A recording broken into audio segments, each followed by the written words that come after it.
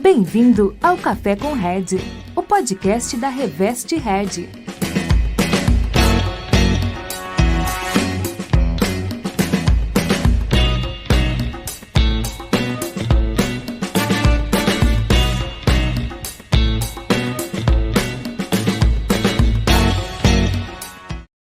Pessoal, vamos começar mais um Café com Red. Quem vai conversar com a gente hoje é a Ana Dalossi, arquitetura, e ela vai contar um pouco para nós a experiência que ela está tendo de mercado, como que ela está percebendo o mercado de arquitetura e um pouquinho da trajetória dela até agora.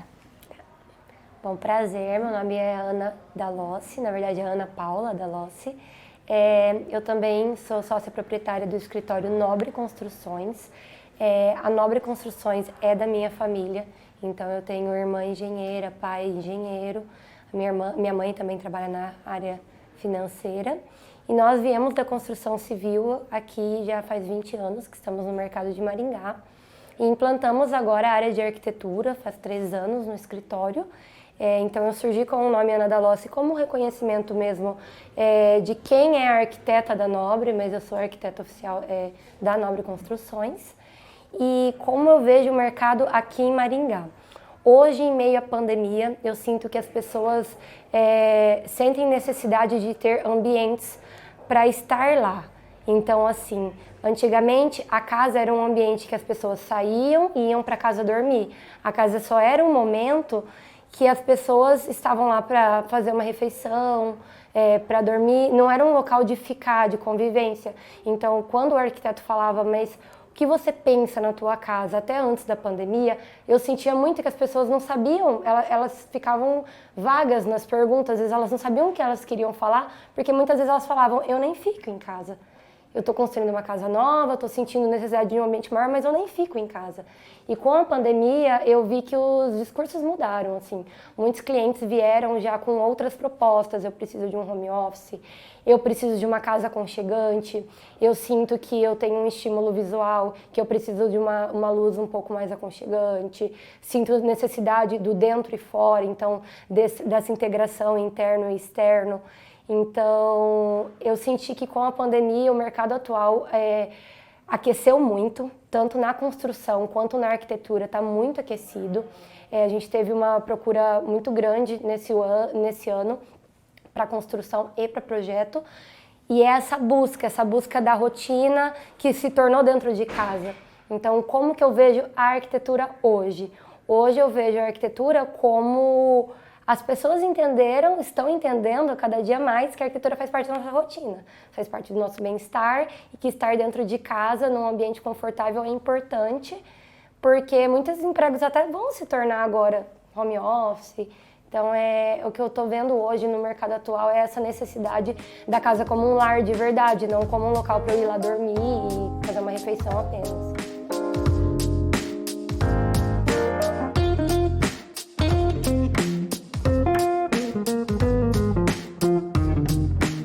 Falou de decifrar, né, esse cotidiano das pessoas. Como que você trabalha isso? Que elementos você usa para entender o cotidiano das pessoas, para sugerir um projeto mais assertivo? Assim? Bom, primeiro tem uma reunião bem extensa, a minha primeira reunião, que é de briefing. Essa reunião eu falo para o cliente, a gente tem que virar melhor amigo daqui para frente. Então, daqui para frente a gente vai sentar, a gente vai conversar e você não tem que ter vergonha de me pedir o que você precisa, porque senão eu não vou conseguir fazer no projeto tudo que você tem que atender. Quando a gente fala de uma casa pronta, às vezes ela não atende necessariamente a rotina daquela família. Ela pode ser uma casa bonita, ela pode ser uma casa confortável, mas cada família tem uma rotina extremamente específica. Então eu falo para os meus clientes, tem cliente que fala, eu gosto de ver televisão no quarto, eu gosto de ver televisão no claro, no escuro, eu gosto de ficar na área gourmet, de receber visitas, eu gosto de fazer um jantar arrumado.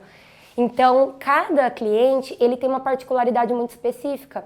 E então, para ser mais assertivo na rotina, a gente tem uma conversa que eu falo que ela não é aquela conversa engessada, aquele briefing engessado que o pessoal indica. Não, a gente senta, lógico que tem um manual ali que a gente vai seguindo, um cronograma, mas é uma conversa realmente assim, o que você gosta, o que te agrada, que textura que não te agrada. Por exemplo, eu mesma, desde pequena, não consigo relar em tecidos de veludo. veludo. Isso é uma coisa extremamente específica que, se eu não pergunto para o cliente, eu também não vou saber. E aí eu especifico uma cabeceira de veludo. Então, são alguns pontos que a gente começa a perguntar e ter conversas, ter trocas. O que você gosta de fazer no seu dia a dia? Você gosta de comer num ambiente claro, vendo uma vegetação? A sua refeição é rápida, mas você gosta de estar lá sentado lá fora? Quais são os seus estímulos? O que você gosta de colecionar? Então, eu tento descobrir tudo que o cliente faz, até no ponto que eu brinco com eles, que eu sou apaixonada por iluminação. Eu acho que a iluminação, ela faz totalmente parte da arquitetura como um todo. A arquitetura, a iluminação é um estímulo visual. Então, eu converso muito de iluminação com o meu cliente e isso ajuda muito em tendenciar a rotina. Porque eu pergunto, você tem costume de levantar à noite para beber água? Quando você vai buscar uma água lá na cozinha, você liga aquela luz que só tem um circuito na tua casa que acorda todo mundo, no outro dia eu falo, você nem vai querer ir lá buscar água. Ou não, a gente vai trabalhar com uma arandela, uma luz de passagem, a gente vai trabalhar com aquela luz de conforto visual, que você pode regular a dimerização da luz. A televisão, você quer ver um filme, mas você tem também o mesmo ambiente, quando a gente vai trabalhar com um ambiente pequeno, você quer fazer um churrasco. É uma iluminação, um jantar é outra iluminação, você vai ter uma iluminação de limpeza, então são diferentes cenários. E aí eu acho que quando a gente entra no assunto iluminação, entra muito na rotina. Porque é aí que o momento que o cliente me fala, nossa, quando eu tenho muito cliente médico, ele chega e fala, eu tô no hospital, é muito aquele azulejo branco, aquela parede branca, aquela luz clara, eu quero chegar numa luz aconchegante. Eu quero tomar um banho que tem aquele spotzinho no cantinho, só para tomar um banho aconchegante. Então, quando a gente começa a falar de iluminação, é um pouco meio avesso, assim, porque se você for ver, o pessoal fala de briefing, perguntam muito, você quer uma cama, você quer uma cama de casal, uma de solteiro, mas quando a gente fala de iluminação, a gente entende que tem rotinas. A gente tem circuitos diferentes, a gente tem momentos, eu gosto de ler à noite. A luz de leitura não é a mesma luz de assistir televisão. Então a gente começa a entender a rotina. É um dos pontos que eu pego muito em cima e também saber de tudo mesmo, do que o cliente gosta. Acho que o que eu sempre falei para os meus clientes, antes de uma casa ser esteticamente bonita, ela tem que ser funcional e ela tem que se adaptar à tua rotina. A partir de que adaptou na tua rotina estética, a gente consegue fazer diversas casas, diferentes cenários com aquela planta. Mas primeiro a gente foca muito na rotina mesmo.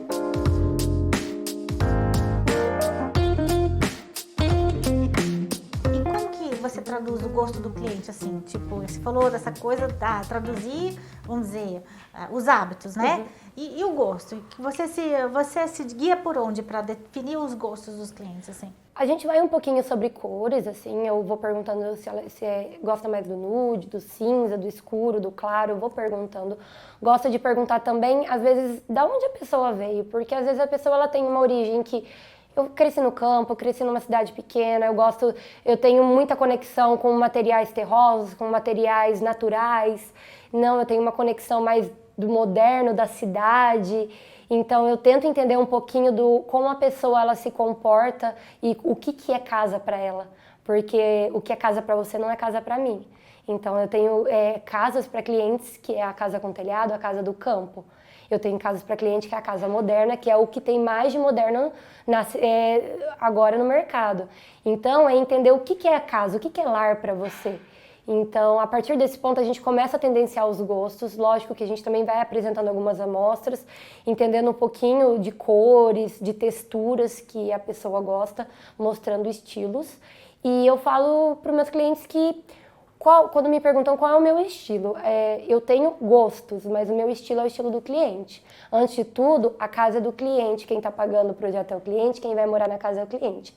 Então eu tento atender do máximo possível os gostos dele e o que eu explico para eles você tem que ser meu amigo, você tem que explicar tudo o que você gosta, porque a minha função é espelhar o que está na tua cabeça de uma forma bonita, de uma forma harmoniosa, mas espelhar o que você gosta, né? Então é uma das conversas que a gente costuma ter.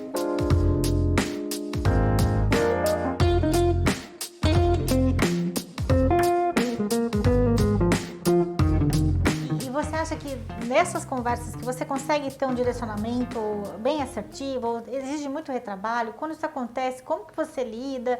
Olha, pra ser bem sincera, A gente tem uma conversa bem longa no começo, assim, em torno de 3, 4 horas de reunião, a nossa primeira reunião. Mas, ultimamente, a gente está fazendo todos os projetos de primeira, assim, realmente mesmo. Está dando muito certo esse briefing de ter esses direcionamentos totalmente voltado à rotina, totalmente voltado à iluminação, a entender o que a pessoa vive, como é o lar para ela e o que ela gosta de fazer, aonde ela gosta de estar. Esses pontos a gente tenta entender tudo. É assim, eu quero entender o que você gosta, eu quero saber de você. E sabendo de você, eu vou projetar o que eu acho ideal para você. Então, está sendo muito assertivo, sim. A gente não está tendo muitos retrabalhos ultimamente. Que não mude. Que bom, que bom. Em termos de projeto e arquitetura, o que você acha que o mercado ganhou nos últimos tempos, né? Você já está no mercado com a família, já, né? O que você percebeu de mudança no mercado? Como que você entende hoje o mercado, primeiro aqui de revestimentos e acabamentos, assim, por exemplo, você acha que isso tem interferido muito na execução dos projetos? Os revestimentos? A variedade, né? Eu tô nessa área faz uns anos já que eu acompanho esse mercado. E eu lembro que existiam algumas marcas e o portfólio de produtos de uma marca não era tão extenso como é hoje. Hoje você tem uma gama de produtos e diversidade muito grande. Como que você acha que você lida com isso? Você se perde? Você acha que é um perigo? Pode ser uma cilada para os clientes? Olha, eu tive essa situação essa semana. Uma cliente me ligou, é um prédio que está em construção, que nós, inclusive, estamos executando, e eu fiz as mudanças de parede, elétrico dela, e aí chegou na área do revestimento, a gente ainda não tinha fechado interiores. Ela me ligou pra gente fechar o interiores, ela falou, estou perdida. Cheguei na loja, tem milhões de opções de revestimento, milhões de opções de louças, de metais, eu não sei nem o que escolher, né? Então, foi uma situação exatamente essa. Então, onde que a gente começa a direcionar? Nesse primeiro briefing, a gente começa a direcionar o que ela gosta. Então, quando a gente chega numa loja, sabendo que é um cliente que gosta de algo mais atemporal, pedras naturais, eu não vou tendenciar para algo totalmente geométrico, colorido. Então, a gente já vai tendenciando, porque se eu quiser mostrar o que tem na loja inteira, o cliente não vai sair dali nunca, né? Então, primeiro a gente tendencia com o que a gente teve na primeira conversa. Outro ponto, gosto de trabalhar 100% com revestimentos, tons atemporais. Eu acho que é um ponto primordial. As pessoas estão procurando cada dia mais coisas que durem, coisas que não são passageiras. Porque a gente veio de uma rotina que tudo mudava, tudo era rápido, e agora na pandemia a gente fica o dia inteiro em casa. E aí o dia inteiro você olhando para aquele revestimento que você colocou todo estampado, acaba dando esse contraste. Então a gente sempre trabalha o que eu converso com os clientes. Vamos trabalhar com tudo atemporal, tudo neutro, com coisas que não enjoem, ou se você quer trabalhar com algo mais marcante, que seja num ponto ou outro específico, e você decora diferente, você coloca um sofá, uma poltrona, algo que enjoou troca, sabe? Tem essa dinâmica, mais fácil do que um revestimento. Então, quando a gente vem trabalhar com essa variedade, a gente primeiro tenta entender qual é o padrão do cliente, o que vai estar dentro do orçamento dele, e a partir disso, os gostos dele, pra gente ir diminuindo as cartelas e mostrando as variedades que tem, porque senão o cliente realmente ele se perde, e até a gente com tantas opções.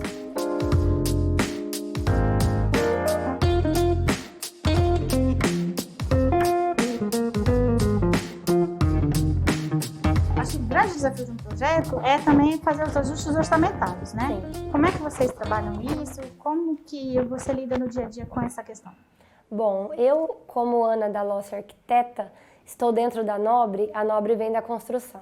Então, a gente vende custos. Eu estou lá 24 horas do lado das pessoas que estão ali nos custos. Então, estar dentro da realidade do cliente é muito importante, porque o cliente ele não está comprando só a torneira que você especificou, só o revestimento que você especificou. Ele está vindo de um custo de gesso, um custo de concreto, um custo de armação, um custo de esquadrias. Ele está vindo de vários custos. Então, não é somente aquele detalhe que eu resolvi fazer algo a mais. Então, no escritório, a gente tenta trabalhar algo extremamente palpável, para que os projetos sejam realmente realizados. O que eu falo para o cliente, eu não quero fazer um projeto que é bonito no Instagram, que é bonito na internet. Eu quero fazer um projeto que você use, que seja bonito, mas que você faça, que você consiga estar realizado. Então, qual é o ponto? A gente tenta trabalhar quando o cliente quer algo que eu sei que pode ser um pouco mais caro do que ele possa estar tendenciando a pagar, eu tento conversar com ele já num efeito reverso. Por exemplo, tem um cliente que ele queria o teto, o forro inteiro em madeira. Como que eu conversei com ele? Forro inteiro em madeira era um ambiente grande, teria um preço mais oneroso. Então eu conversei com ele. Quando a gente coloca um forro em madeira, eu não vou colocar várias pedra, revestimento, MDF nas paredes. Por quê? O que tem que destacar é o forro em madeira. Então, o resto vai ser algo mais discreto. Só que se chegar lá na obra e você não fazer o forro em madeira, o projeto perdeu o sentido, porque aquele é o ponto principal. Então a gente faz o efeito reverso. Quanto vai custar todo esse ambiente em forro em madeira? Ah, isso está dentro do teu orçamento? Você sabe que isso vai ser pago lá na frente? Você vai reservar um dinheiro para isso? Então a gente vai fazer um projeto com isso, porque daí ele é o principal. Mesma coisa um jardim vertical, que tem um preço mais oneroso. Sabe que vai ter? Então, a gente vai partir do momento que esse é o ponto principal. Uma bancada branca ou uma bancada em granito preto. Tem um preço muito diferente, um quartzo para um granito. Então, você quer uma bancada branca, você sabe quanto custa isso? Porque hoje o cliente entra ali no Pinterest, no Google, ele tem acesso a tudo. Só que muitas vezes são imagens que pessoas criaram e que nem foram executadas e nem são realizadas. E coloca madeira em tudo, no teto, na parede e todos os materiais mais caros, mas aí o cliente não sabe quanto custa aquilo. E aí chega o ponto que no final ele não executa e ele te pagou à toa, ele te contratou à toa. Então quando a gente entra no ponto estético que eu estou falando agora, é no ponto que aonde que o cliente quer gastar? O que é importante para ele? É um painel em mármore? Se aquele painel em mármore é importante para ele, orce aquele painel, veja se está dentro do budget dele. Ele falou, olha, isso está dentro, eu posso pagar, eu estou ciente, eu vou guardar um dinheiro para isso. Você trabalha com o resto, para que aquele ponto principal do teu projeto não suma. Porque às vezes é aquele ponto principal que dava o charme. É uma pedra em travertino que você colocou numa parede que era o bonito e que o cliente não sabia do valor. E aí perdeu a graça. Então, essa parte de orçamento, eu acho que a gente tem que ser muito sincero com o cliente. O que ele quer gastar, o que é importante para ele. E a partir disso, a gente poder fazer pequenos orçamentos. Não estou falando de orçar um projeto inteiro desde o início, antes de você projetar, porque isso é uma coisa impossível. Não tem como eu passar para o cliente e falar, olha, eu vou fazer a tua cozinha em tantos R$1.000 sem nem ter feito o projeto. Isso é impossível, a gente sabe disso. O projeto ele pode ter X e XY de valor. Mas o que eu estou querendo dizer é, pontos específicos que o cliente quer algo muito diferente, você pode realmente falar para ele, ó, isso custa tantos R$1.000 o metro quadrado, você está ciente disso? Às vezes ele não está ciente, ele pediu, mas não está ciente. Então é esse ponto que a gente conversa demais com os clientes. E vem dado muito certo na Nobre, porque daí vai atendendo os orçamentos deles. Quando o cliente quer fazer alguma alteração para algo mais caro, a gente tenta explicar, olha, a gente falou que a tua residência ia sair naquela média, mas aquela média é com tais e tais materiais. Esse material, normalmente, ele é um pouco a mais do que a gente estava falando. Aí o cliente que vai tomar a decisão. E não eu tomar uma decisão por ele, especificando algo que ele não possa, e aí ele tem que se virar, às vezes não tem nem algo parecido e perde o sentido. Então essa parte de orçamento a gente trabalha dessa maneira. Desse processo todo, o que você acha que é a parte essencial do processo de apresentar um projeto para o cliente? Então, para mim, a parte essencial é a parte de planta baixa, que mostra realmente a rotina. Eu não gosto de juntar a planta baixa com a volumetria pro cliente. É lógico que na hora da criação eu já estou fazendo o 3D, já estou fazendo a parte de volumetria de fachada junto com a planta baixa, até para eu apresentar algo para o cliente que eu saiba que eu vou conseguir trabalhar de uma forma palpável depois. Porém, pro cliente entender realmente o que a gente está falando sobre a rotina, sobre qualidade de vida, eu primeiro apresento só a planta baixa. Mesmo que eu tenha a casa prontinha ali, eu não apresento para ele. Porque a partir do momento que você apresenta para o cliente algo estético, que é quando você apresenta uma fachada, o cliente ele desvirtua, ele acaba não entendendo e não querendo entender o processo da planta. E é aí que às vezes surgem retrabalhos, porque aí quando você entra no interiores, o cliente fala, nossa, mas meu banheiro tinha clarabóia, mas esse corredor tá apertado. Surge disso. Por quê? Porque trouxe já a estética, o cliente já se brilhou o olho, ele já viu o que é bonito, o que é feio, ou às vezes ele não gostou e já foi criticando, nem entendendo o que estava tendo ali de circuito, de rotina, de transições dentro da casa. Então, mesmo que eu tenha algo já elaborado, eu não apresento, deixo isso bem claro para o cliente, que nossa primeira reunião após o briefing é somente de planta baixa. Eu mostro os fluxos, porque eu acho que uma casa ela tem que ser funcional, que você chegue da garagem, você tem uma cozinha ali próximo, que o funcionário consiga entrar e sair trocando gás sem entrar dentro da tua casa, o piscineiro entre e saia da tua casa sem passar por dentro da sua sala, corte uma grama, não tenha que sair com saco de grama dentro da tua casa. Então, essa ideia de fluxo a gente conversa muito. E então, quando eu apresento uma volumetria, uma fachada, algo estético, o cliente vai falar, mas isso é bonito, isso é feio, eu gostei desse traço, eu queria um LED aqui. E ele perde o ponto que a gente estava ali. Então, por isso que eu não gosto de ir para o lado estético no início, porque, como eu disse no começo da conversa, antes de uma casa ser esteticamente bonita, ela tem que ser funcional, ela tem que ser uma casa utilizável.